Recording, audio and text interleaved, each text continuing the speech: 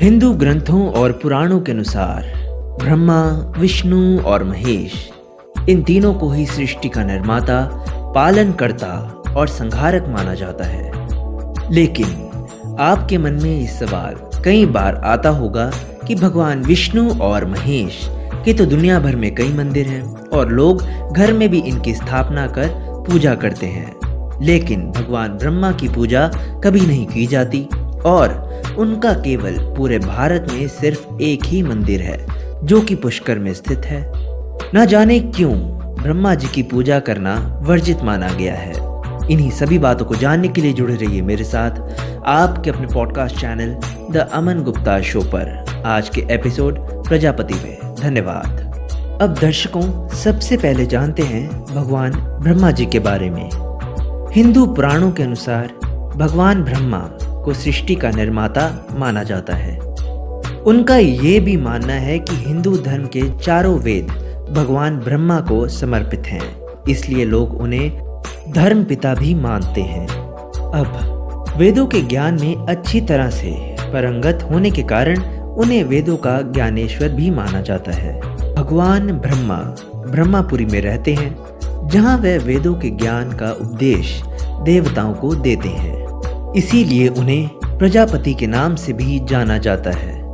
भगवान ब्रह्मा की 4 भुजाएं हैं। अन्य हिंदू देवी देवताओं से भिन्न वह कोई भी हथियार नहीं रखते।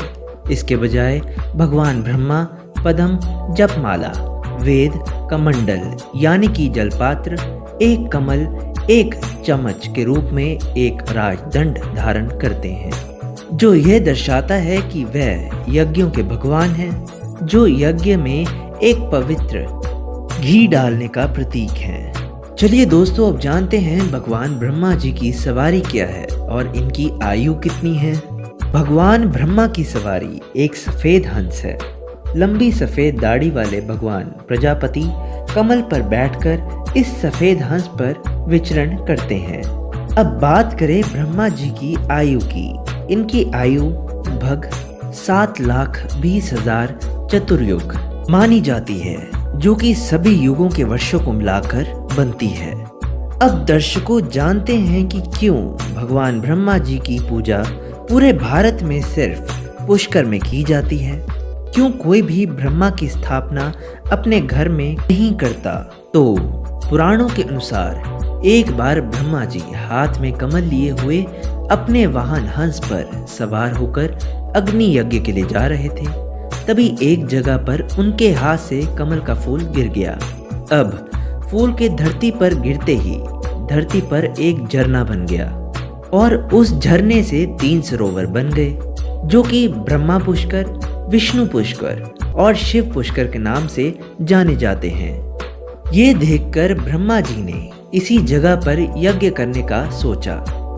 अब बात दरअसल कुछ इस प्रकार हुई कि यज्ञ में ब्रह्मा जी की पत्नी का भी होना जरूरी था, परंतु भगवान ब्रह्मा जी की पत्नी माता सावित्री वहां नहीं थी। तो ब्रह्मा जी ने देखा कि उनका यज्ञ का मुहूर्त निकला जा रहा है। उन्होंने उसी समय वहां मौजूद एक सुंदर स्त्री से विवाह कर लिया और अपने यज्ञ को संपन्न कर लिया।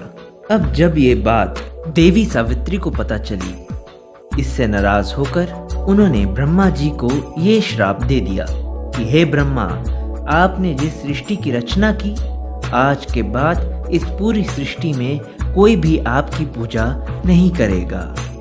ग्रंथों और पुराणों के अनुसार ब्रह्मा जी पुष्कर के स्थान पर 10,000 साल तक रहे थे। साथ ही साथ उन्होंने सृष्टि की रचना की। इसके बाद 5 दिन तक यज्ञ किया था।